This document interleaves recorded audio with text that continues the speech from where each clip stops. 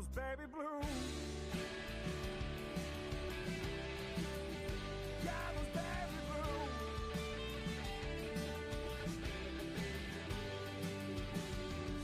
A broken man without a path. A vagrant aimless without a mouth. Took 2 long breaths and just one more. Till my lungs couldn't hold another. For you and me.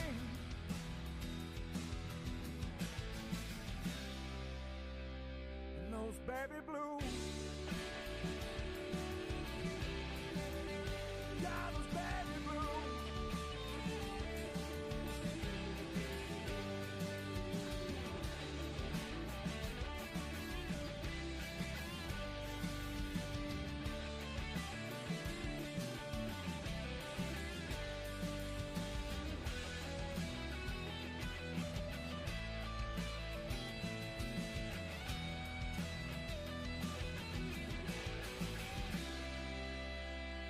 Those baby blues.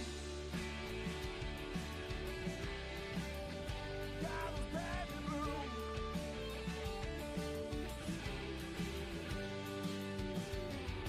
A broken man without a path. A vagrant aimless without a mouth. Some kisses your cheek and then grazes your neck. Makes my lips so damn jealous. For you and me.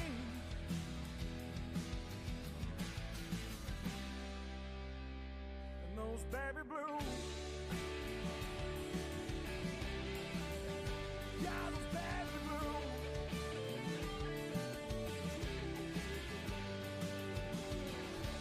Take my picture with you when you go out west. Those baby blues.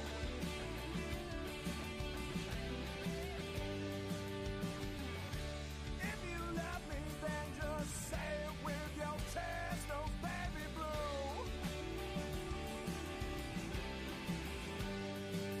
Now, don't forget about me, yeah. I will do my best. Those baby blues.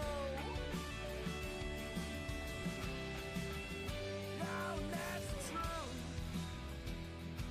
for me and you.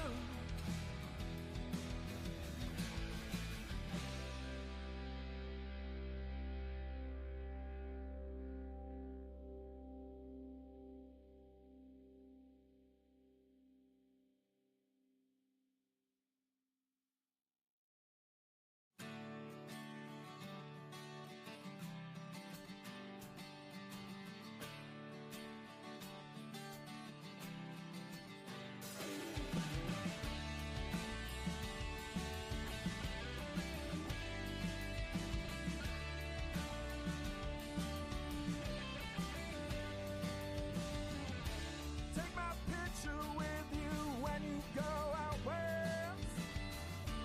If you love me, then just say it with your chest. But don't forget about me, yeah. I will do my best, and that's the truth for me and you.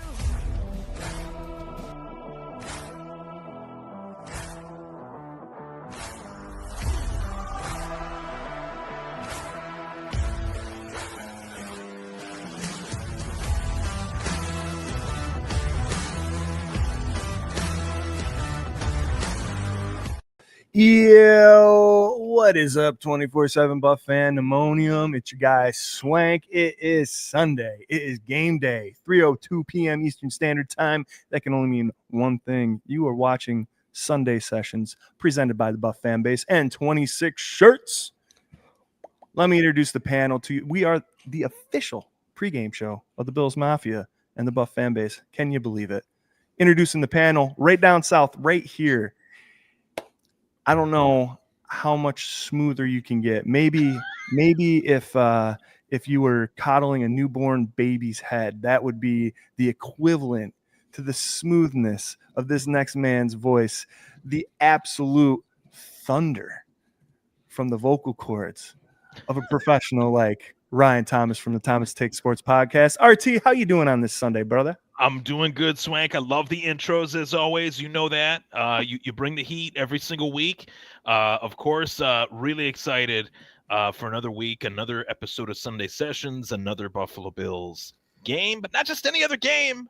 We're not fooling ourselves here. We're not fooling the audience. It's Bills versus Chiefs. Ooh, Biggest rivalry in the game. I would argue in sports right now. I like it. So let's go. I like it, and I agree. Absolutely. Right next to me, my brother from another mother, the gooderist of the scooterists. This is Scott Reed. Scott, what do you got on a Sunday afternoon? It's not a 1 o'clock game, but it's a 4:25. I'll take it. Yeah, you're right. It had quickly become, over the bunch of years, that one of the biggest rivalries in NFL football. And, I'm excited for it. We're going to show up. That active list is coming out shortly. I can't wait to talk about it, but it's my favorite week. Most nerve-wracking, but it's my favorite.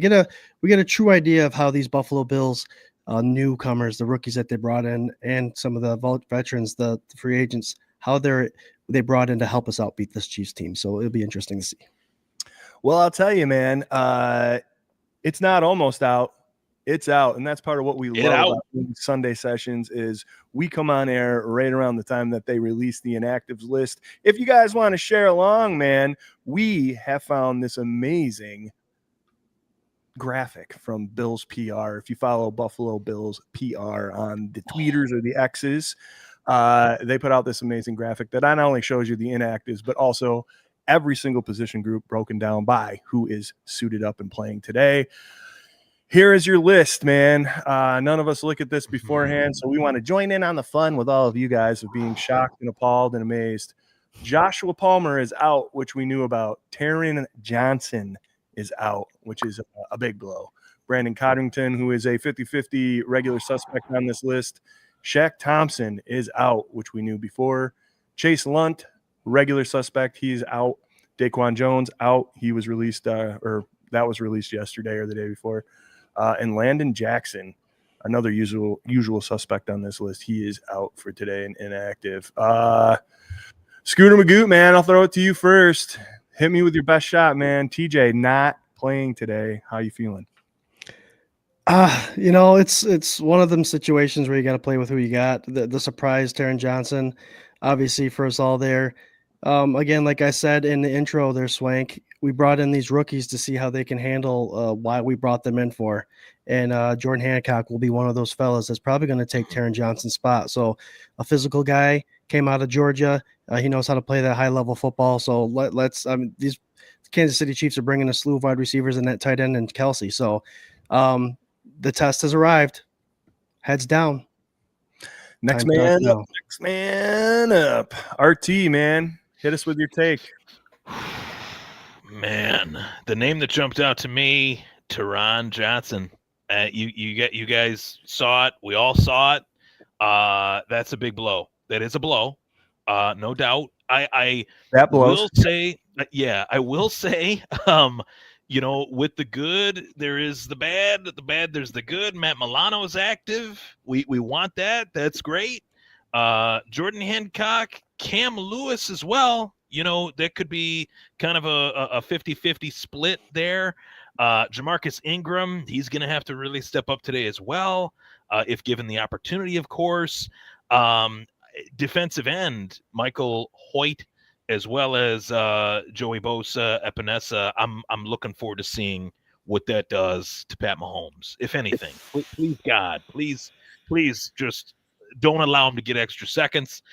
Close that pocket. I'll talk about that a little bit more later. But yeah, man, Taron Johnson, that's a name that definitely hurts to see on this list for sure. Yeah, it had been kind of dangled out there that he might be inactive. I didn't want to believe it. I believe that the plan is Cam Lewis will fill that slot corner role, and Dane Jackson will probably take over for that special teams kind of stuff that Cam usually does. That is what I'm thinking might possibly happen today.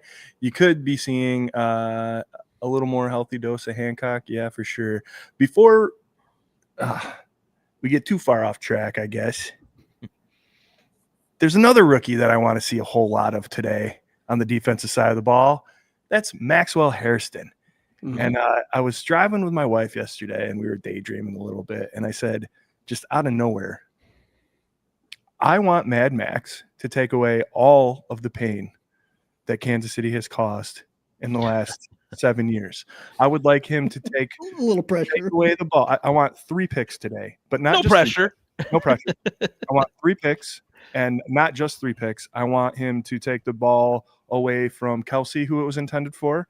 I want him to chase down Xavier Worthy and just pluck it from his little rookie hands. And then I want one from Ray Rice too. So I just want 3. I want them against all 3 of those players specifically, and I want them before the half. And I just want it to deflate everything in the whole world. This will never happen. Well, I mean, no, it'll never happen. But how happy I would be if Maxwell Hairston just erased all of that. They'll be like, what was 13 seconds? Do you guys remember the 3 interception game? That is the game I want to remember. You think if Maxwell Harrison shuts down Worthy, nah, I'm not even gonna ask a question. You know there's gonna be Keon Coleman versus Xavier Worthy talk with that draft pick. So Oh yeah, for sure. Oh, always. Yeah, That's Swank. mostly the reason why I want it to happen. Yeah. It's Swank. That I'm so glad that you brought up Maxwell Hairston from the jump, because this kid is special. Like there is reason to watch even last week and say, okay, this guy's got the speed that I don't think they've had a corner this fast in terms of just straight line coverage speed. Maybe since like Nate Clemens, Terrence McGee, Winfield kind of era. It's been a while, and he jumps out. Like there's a reason why this guy was drafted where he was and why he was drafted to the Bills. And I think a lot of it has to do with this matchup with Xavier Worthy and Rashee Rice, where whoever he lines up on, he's going to have to shut them down. I think, and please, if I'm speaking out of school here, you guys, I don't want to speak for anybody on the panel here, but I think that Max played well enough last week that Trey does not need a whole lot of reps this game. I think 100%. You can go Benford, Mad Max, and I think some of the sweet things about this kind of scenario, even though, Taron Johnson, that is a bummer, dude. Mm-hmm. Maybe that linebacking core, we don't know exactly what we're going to get and how many reps this one or that one, because Bernard and Milano have both been kind of racked. But I think with Hoyt having just one game, Ogunjobi only having one game, and Max only having one game, damn, that's not a lot to prepare for.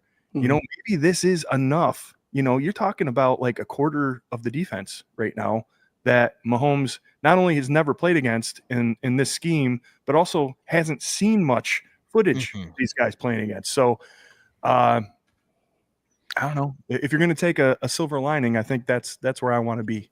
Yeah. As far as that Hairston snap count goes, Swank, I agree. If we do come out on the losing end of this battle, you need to keep Hairston in there so he can learn from those mistakes. You can't take him out once he starts fumbling a little bit. We want you to get, if you are, I'm not saying it's going to happen, Bills fans, but if you're going to get burned today and you're going to get taught a lesson, better learn it now than in the playoffs. Yes. So I agree. Don't take the snaps away from him. He did good enough job. 27 snaps last week, looked good, showed recovery speed, and showed his willingness to cover man to man. I like what I saw. So we're going to have our bumps and bruises with him. Let him go through them before the playoffs start. Yeah, I mean, I like it. Here's a question for you guys, and please in the comments hit us up. I don't know, we got some weird stuff going on with the comments right now. I know we got 646 of you tuning in live. Thank you so much for checking out Sunday sessions. If you got some comments, throw them up there and let me see what we got going on here. StreamYard might be being weird. Scooter, would you, with all that being said about Mad Max, getting his bruises and leaving him out there to kind of get that experience, how upset would you be if we lost this regular season game against the Kansas City Chiefs? And keeping in mind the whole perpetual, we always beat them in the regular season, but not in the playoffs. Are you a big believer of this hocus pocus? It's a different lesson every time you play a team. So if we lose to them, I don't want to, but they're the hottest team in the NFL. I mean, I would not like to lose to the sluggish, most coldest team in the NFL. But if we're going to lose to a team, this would be the team to lose to. Again, more of a purpose of the learning aspect and trying to figure out what the Chiefs are going to do, because they do have their full stable. Other than Isaiah Pacheco and their starting left guard there at left tackle, they do have their wide receivers, which I am more concerned about than the Pachecos and the Kareem Hunts of the world. So do I mind if we lose? Of course, I'll be pissed off, but lose now and learn at this point. You live, you learn. That's basically the summarization that I have. RT, what do you think, buddy? Well, I understand where Scooter's coming from with his take, but this is just my opinion. How do I say this without dropping the F word? To hell with that. I want to beat this team. I want to whoop this team so bad. I honestly, no, I get where Scooter's coming from. I really do. I don't want to poo-poo on his point, because he definitely has one.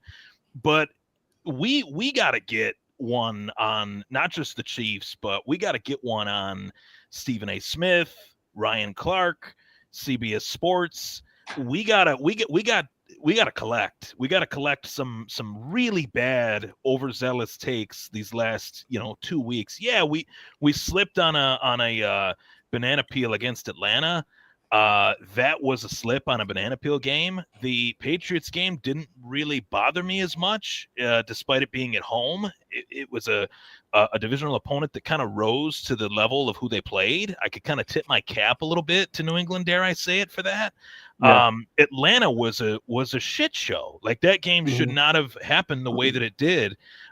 This is the game to not do those things. This is the game to learn from the mistakes, and this is the game to kind of take the lid off of some things. Like, just throw whatever you need to throw at the Chiefs that's unexpected offensively and defensively, to just try to catch them off guard. Not trying to do anything too cute, as we say, but there's guys on this team that can make plays. We've seen it on offense and defense. I want to see them just play free. I know this game is a big pressure cooker game, and the rivalry has the implications of Allen versus Mahomes and all the Reed versus McDermott and all that stuff.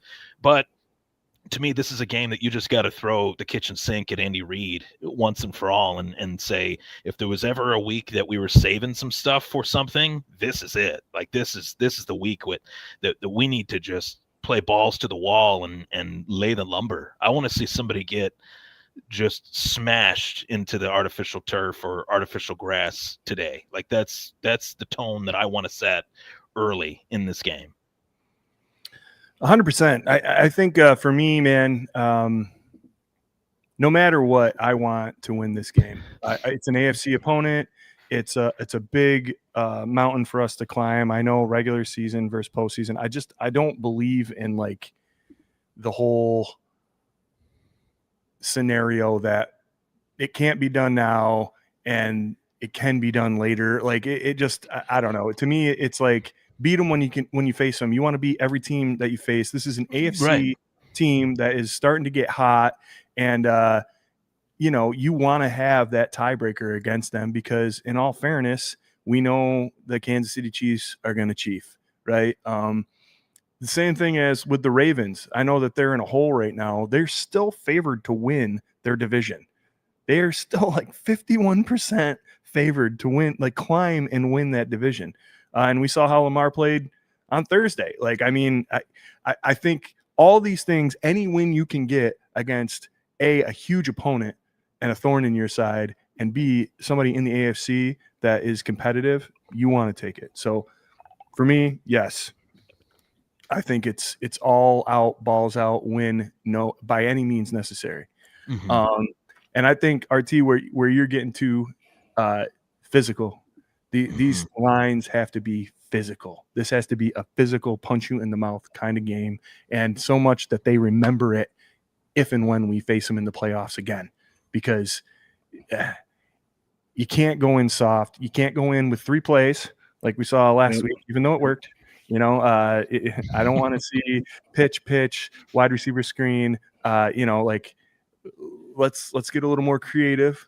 let's see, if we've been saving everything, let's see it all. Like you said, man, I want it out there, and you beat this team handedly and kind of set the record straight as far as what this team is and what it can be. So that's where I'm at with it all, man. That's absolutely right. Let's talk a little bit about this game. We are facing the Kansas City Chiefs this afternoon. 4:25, is that what it is? 4:25. Yep. 4:25 at home. Nance and Romo. Ooh, of course. Yeah, I saw Romo's little hype video there, his little reel where he's like, we've had this contest ever since the beginning. Whatever. I'm excited about these guys coming to town, and I want to start on the defensive side of the ball, boys. Real quick around the horn. Hoyt, to me, is that juice that is injecting in the veins of this defense right now, and it couldn't have come at like a better time. Scooter Magoo, man, tell me what this defense has to do to get a win real quick today. The new guys have to show up, and that includes Hoyt. Hairston, we've seen Mahomes extend the play. That's what he does. He's one of the best at it. But with Hoyt running around, he may be that guy that prevents Mahomes from getting around the edge and having to come back and get sacked by an interior defensive line. He may be the reason why he has to roll out to a certain side of the field where the wide receivers aren't going that way. So what has to happen is the new guys need to show up, show everybody why we brought you in. And Hairston, stick with your guy, the speed guy. Max Xavier Worthy's one of those guys that because of his speed, if you give Mahomes more than 5 seconds and the ability to extend the play, he's going to get open. So stick with him. I love it. Matchup versus matchup. That's the key. Hell yeah. RT, what do you got to add to that? Defensively, what do we got to do? Yeah, I kind of alluded to it from the jump. A lot of people, when they look at Patrick Mahomes, they say, man, Patrick Mahomes, you got to hit him. Man, if every team could do that, they would. That's the best attribute that Pat Mahomes has, his ability to avoid a pass rush and extend a play just as well as Josh Allen, right? That's what makes them both such fun players to watch, and that's what makes them the two best quarterbacks in the game. My thing is, let's not just worry about hitting Mahomes. Let's box Mahomes into the pocket.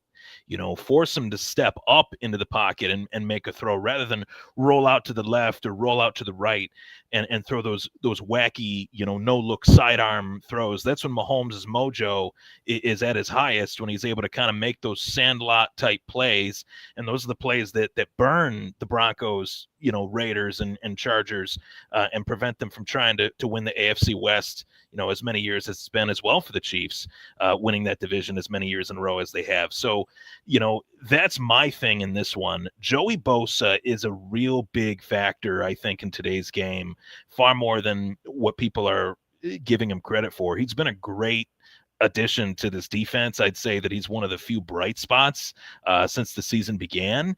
But that rotation that Sean McDermott implements, if the foot is to the pedal with Michael Hoyt and Ogunjobi and whoever's out there, it can't move backwards. Like, we can't ease off the gas when Joey Bosa gets in there. Joey Bosa's got to be on his P's and Q's, ready to contain Patrick Mahomes, not necessarily worry about sacking him on every single play. If it was easy, anybody could do it. Joey Bosa's just got to rush Pat Mahomes and force him to stay in those hash marks, force him to back up rather than roll to the left or roll to the right. I think that is the biggest key to this game for the Buffalo Bills defense. I love it, man. I absolutely love it. It's one of those things where watching Patrick Mahomes even last year, and they're definitely hitting their stride more. They're getting more chiefy, and I hate it because it was so fun when they looked like garbage for like the first 3 or 4 games. But we all knew that this was going to happen. But usually it happens a little later in the season. Usually they're hitting their stride, November, late November, or whatever. And it's getting scary, and they limp along with help from the refs and one score weirdo games like last year and all that. This year, it seemed to be a little more practical. It seemed like the team that played last year was actually getting the results that they deserve to get this year. But it's Patrick Mahomes. It's Andy Reid. It's Spags. We know what we're getting. This is not a rollover, sissy kind of team, man. So for me, one of the hardest things about containing Patrick Mahomes is he is a good quarterback. He is smart, and he also gets away with intentional groundings, or tries to, and he'll throw it at your feet right before he takes a big old hit. He'll skirt out of the pocket, whatever. Keeping him in contain and trying to get in his face as much as possible without letting him run around like a big baby is the most important thing to me. And I don't want to see any of those Patrick Mahomes plays today. I don't want to see any of that magic. I just want him to get completely shut down. And I think it's possible.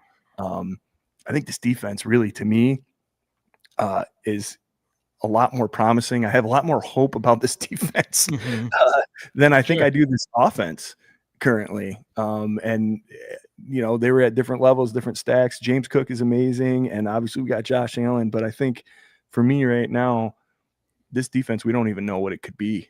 And last week kind of showed us a little bit of a taste against, you know, a Panthers team that's struggling or whatever, but has a winning record and is somehow staying relevant. Like, you know, I'm getting in arguments with, there's this dude, Heller McDonald Bruin, shout out to you, some retired guy that's got no other good things to do other than to critique any content that we're putting out right now, because he's mad that I said that I think James Cook is the best running back in the league right now. It's not really an outlandish take when he's second in the league in rushing yards. Well, now I got to look at every single game. I got to look at the last 3 years. This guy's telling me he's retired and he does nothing but watch football. And everybody that has, you know, there's all these creators and sports takes guys that are, you know, they're putting Taylor as the MVP, Taylor as the offensive player of the year. Nobody's even talking about Cook. How could you even be a homer and say that? I said, okay, man. I mean, it's not an outlandish thought, and this is coming from a guy that, I'll be the first to admit it, I was really frustrated with the distraction that he did create. You know, there's no holding in or holding out. You're still holding. There's still a distraction. You know, and I thought, you know what, like, if they pay him, great. If they don't, they don't. It's up to them. It's not up to me. And they decide to pay him. And could you imagine if they hadn't? Could you imagine this offense right now if they decided not to pay James Cook? This offense would be horrible right now. And it's already struggling. You know what I mean? So to kind of add to your point there, Swank, you know, that's what makes him the difference maker that he is. And that's what makes Jonathan Taylor and all the elite guys elite. Yeah. You know what I love is I know the conversation you're talking about on X there, Swank, and I didn't jump in for a reason because you know how I used to. I didn't see it. I would have thrown my hat in there if I saw it. Well, my favorite part of it is that he says, so all the pundits and that get paid to do the job, you're telling me they're wrong. Yeah, we are. We're telling you they're wrong. They're always wrong. So if you're going to go by what the pundits say, that makes you look more of even a fool for not making the judgment yourself by watching the games and watching what he provides, rather than taking advice from these guys at 90% of the time they get it wrong anyway. So I wanted to jump in. I was like, this guy's going to bury his own. Yeah, we have like multiple arguments going on the same thread right now. Yep. And it's not really like he's calling me a homer, which like I love you guys so much. But even if you're ranking the least homer guy on the show, I think I'm the least homer guy on our show. Really? No, I'm just kidding. But I mean, like, just, you know, like, whatever, dude. It's what are Twitter. What are you talking about, man? I just have some posters on my wall. I pick them to win every week. You know? Yeah. I mean, I am diehard. Absolutely love it. But I'm not. You know, I'm also not like. I consider it the greatest compliment when someone says I'm a homer. I take that as, I have pride in where I grew up and where I came from, and you're born into this. This isn't a choice. Like, this is you're you know. So, but then when it's backed up with stats, that makes it even more tasty. Yeah, well, that's kind of the thing where it's like he's throwing a bunch of stats at me, and I'm like, well, statistically, like, Taylor's played one more game than James Cook this year, so, and he's like about a game's worth of stats behind Taylor. So, like, for me to say he's playing the best ball right now, what like, I'm not I'm not saying he's the best running back that's ever played the game in the history, but hey, guess what, man? He could be. Like, I'm not saying he is, but there's time. He's breaking franchise records that are held by guys that are in Canton. Like, yeah, I mean, Thurman Thomas. Oh, come on, whatever. OJ was okay. I mean, he was all right on the field. He was on the field, very man. good. Off the field, not so much. We know that. Yeah. I'm gonna stay away from that. I had some jokes running in my head, but I'm just gonna stay away. I did too. Yeah. I do like. There used to be a shirt that said "Drink milk because OJ will kill you." That's like one of my favorite things ever. Yeah. Let's go around here, man. We're running a little late. We all got stuff to do. So 818 of you tuning in. Thank you so much. You're watching Sunday Sessions with your guys, Scooter, RT, and me, Swank, the Homer. And we're going to do a little X Factor, and then we're going to do some score predictions. And I think we got a video or two of some guest score predictions coming in. So hit us in the comments with your X Factor and score prediction. RT, I'm sending it down to you first. Sure. X Factor score prediction for today's game against the Chiefs. You alluded to it, Swank. I'm going to add to this point that, the Chiefs, the first 3-4 weeks, they didn't really look right. They looked like they were a little lackadaisical. They looked a little last year's Chiefs. And I think the biggest reason for that was the suspension of Rashee Rice. Rashee Rice is back. I think he's one of the most underrated receivers in the game. And I think it shows once he's back what he meant to this offense and what he's been able to do for this offense since his return. So with that, on the flip side of that, the Bills X Factor, I'm just going to kind of two-prong this. Christian Benford, Maxwell Hairston, and I guess I could say three-prong it. The secondary in general is much needed to be on their P's and Q's. And it's kind of an undermanned type of different situation where certain players are in, certain players are out that we're in, that we're relying on to be starters. Taylor Rapp is out. So this is a huge key to this game. How will Sean McDermott and Bobby Babich attack this Chiefs offense? Will they go into man? Will they go into zone? Will it be a hybrid of both? Will it be a nickel defense? What type of defense will they run when it's changed? It's evolved really over the course of the last few years since Leslie Frazier and Babich and everybody kind of, moved on with some different, personnel. So we got some old personnel back. Jordan Poyer, what will he bring to the table in this one too? I think that's my biggest X factor, and that's what could lead to the Buffalo Bills winning or losing this game is the play or potentially lack thereof of the secondary. Wow. Yeah. Great point. Great take. Just quick sidebar. Trey White, safety. I mean, it honestly, Swank, I would approach it early on, like with whoever it is that we got to start. And if it's not working, mix things up. Seriously, be willing to adapt. That's my biggest critique of Babich actually last week and previous weeks in McDermott. There was some rumors that McDermott was starting to call more of the defense. And that's why you started to see a little bit more pressures and a little bit more man. Bring it. That's what I want. I want pressure. I want to rely on these guys that do have the ability to go stride for stride, like Maxwell Hairston with anybody, really. It's one of the fastest corners in the league. So I'm for that. Scott and I were in agreement on Tuesday. McDermott was definitely calling plays, or at least conferencing in with Babich being like, what the hell are we doing here? And you don't walk around with a play sheet on the sideline up against your mic if you're not at least putting an opinion in the mic, So Schooner Magoo, man, what do you think for an X Factor today? I'm going to go off of what RT said. This is a totally different defense. We got those guys that came back, and I said it before on the show and with the messenger with the boys, is that our defensive safeties, we had two safeties in Bishop and Rapp. Both can play in the box, both come up aggressive.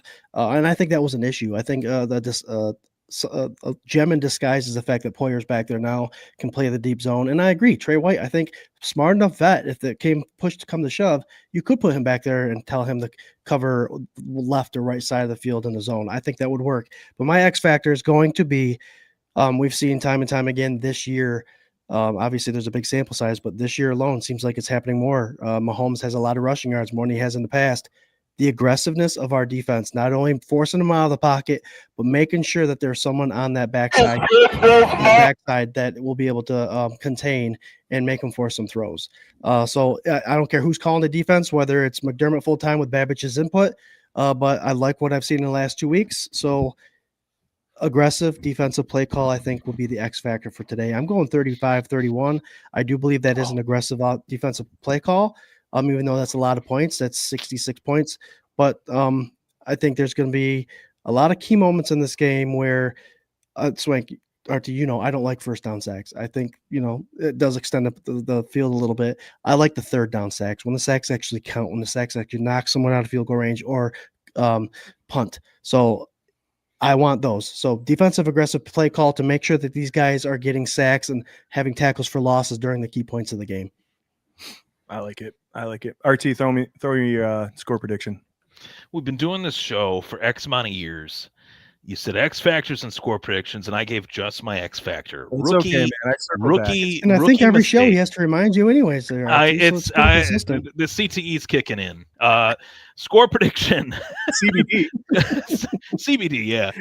Score prediction. I'm gonna go 34-31. It won't be a late game field goal. It will be a late game touchdown. Touchdown, Allen to Shakir in the end zone for 6 to win the game. Gabe Davis wasn't on that active list, correct? Gabe Davis re-aggravated his injury, and there was no way that he was getting elevated today, from my understanding. Yeah, so I would have said Gabe. That would have been a fun one, but I'm gonna keep the hips. Keep the hips moving. The hips don't lie. Khalil Shakir, making it happen. Shakir. Love it.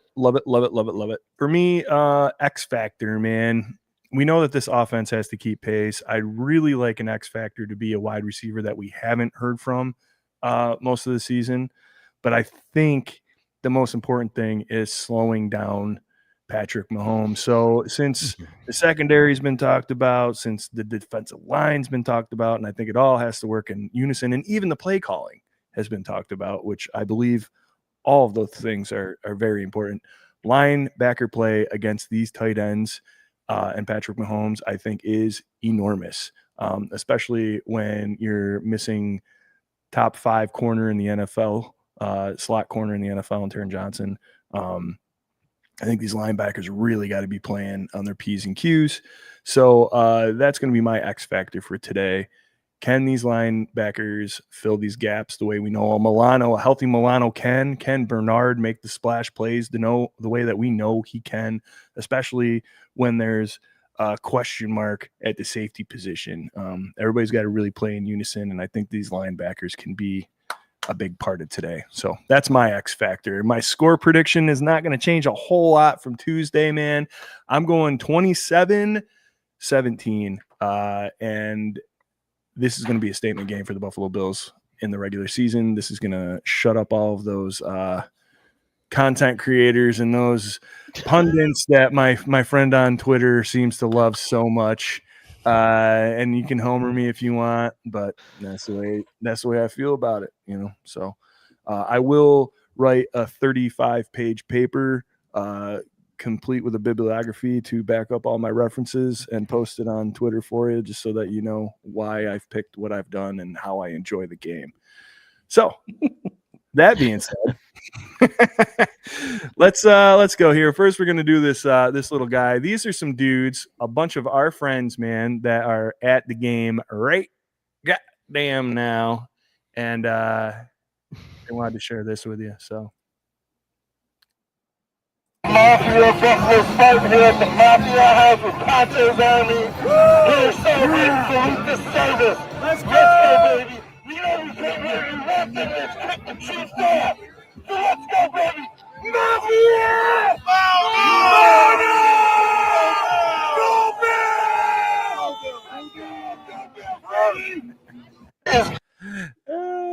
I gotta do it. This is Sparta. For sure. Absolutely, for sure. Our guy Spartan and the Mandalorian, Bill's Michael Myers back there. You got Corey with his that's actually not a big hat. He's just got a really tiny head. It's a normal size hat. Aside from that, Jerry got at us and he had a little video he put together of a bunch of score predictions, and here you go. My score prediction is 27-24 Bills win. Go Bills!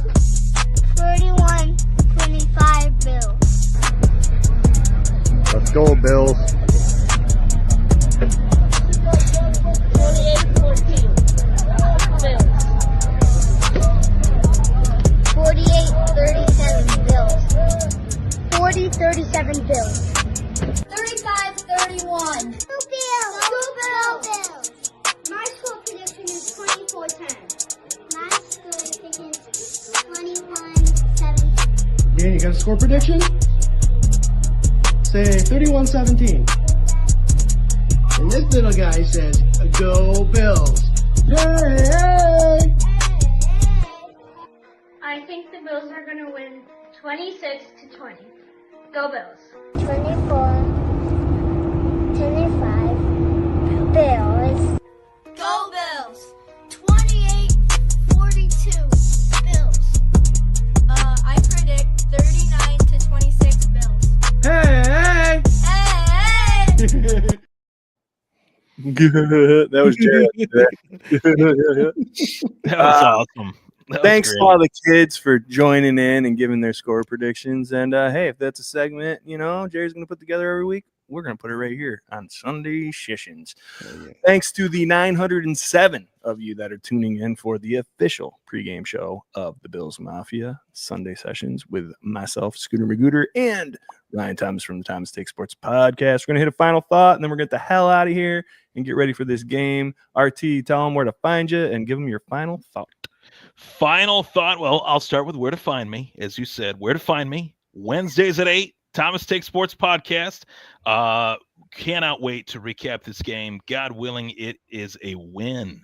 That's what I'm really hoping for. Also, final thought, got to give a shout out. Tomorrow is my dad's 60th birthday. Oh, happy 60th birthday. So thought I'd hop in the time machine, show this Pop Warner football here, number 31, me right there. Nice. And my dad is right here, right there. One of my first, actually my first football coach, my dad. Wow. So love you, Dad. Love you. Happy birthday, Mr. T. Mr. T, Mean Dean, Clean Dean. Clean Mean Dean. Clean T. Mean Dean. Happy birthday indeed. Scooter Magooter, what do you got for a final thought? Yeah, we got Instagram followers chiming in and joining. Roland's 1177, CS 3, 64 Sassy Mom, Bills backers of South Jersey, Razdu and Maria Rita Carvalho. Welcome to the show. We can't see your comments up there because that's the way StreamYard works, but I had to say hi to you guys. I got my little memorabilia back there. You see my original quarterback jersey, guys? What number am I wearing? 17. Wow. There you go. There The you go. gunslinger. I thought you would have been 6, 7. 6, 7. But then I went over there with number 12. I had to go with Kelly. Oh, But no, my final thoughts is, we say take every game at a time. I was stuck with the question from Swank earlier about if we lost. I didn't say we were going to, but I gave the scenario if we were. It's all context. Sure. But yeah, you go in there, rip roaring. You go in there to win the football game. So take it as it is. It is a great learning experience, no matter if we come in with a win or come in with a loss. We brought all these new guys in. I'm going to pound the table on that to beat the teams that we face in the playoffs. And this is one of those matchups. We have our guys in. Let's see how they do. Cheer loud as always for those of us that can't be there at the game, and enjoy it for sure. Enjoy it. We're only halfway through. Hell yeah. Thank you guys so much for partaking in this pregame show that we've worked so hard to produce and put together for the last 5 years. RT, you were talking about it. Season 5, episode 8 we are on currently. It's a pleasure to do this with these fine gentlemen here and for you guys who have supported the show for all these years. So thank you so much. And please enjoy every single game. It is an honor to be included in one of the greatest rivalries in not only football, but in sports. We have Josh Allen. We have this amazing team that is consistently good every single year. And you really have to just take one step back and look at it and appreciate the fact that you have this team right now, this team that you'll be telling your kids and your grandkids about in the future. You know what I mean? So we know how bad it can be. We know how grueling it can be, and still stay headstrong. This is the time right now where all that time was worth it. So enjoy the game, crack a beer, have some good food, be with your friends and family, man, root hard. And as always, go Bills. Go Bills. Go Bills. Go.